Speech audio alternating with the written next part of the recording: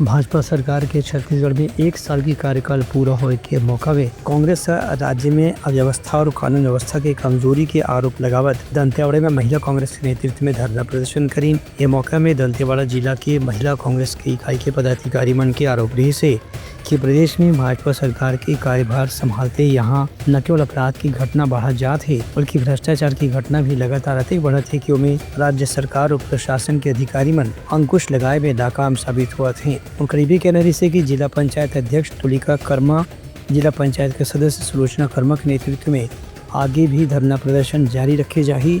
संगे संग कांग्रेस के महिला पदाधिकारी मन राज्य सरकार से मांग करें कि महिला सुरक्षा के बारे में राज्य सरकार ला विशेष ध्यान देना चाहिए। संगे संग अपराध और लूटपाट समेत दुराचार की घटना ला रोके पर भी राज्य सरकार ला कानून व्यवस्था मजबूत करे की जरूरत है। पूरे छत्तीसगढ़ प्रदेश में आज लगातार आप देख रहे हैं कानून अपराध बढ़ते जा रहे हैं, नशे बढ़ते जा रहे हैं, किसानों के विरुद्ध कार्य हो रहा है, किसानी असंतुष्ट हैं। हमारे भ्रष्टाचार पे सरकार देख रहे हैं कि किस तरह से भ्रष्टाचार बढ़ते जा रहे हैं। सड़कों की स्थिति देखेंगे तो सरकार सड़कें बदहाल हैं।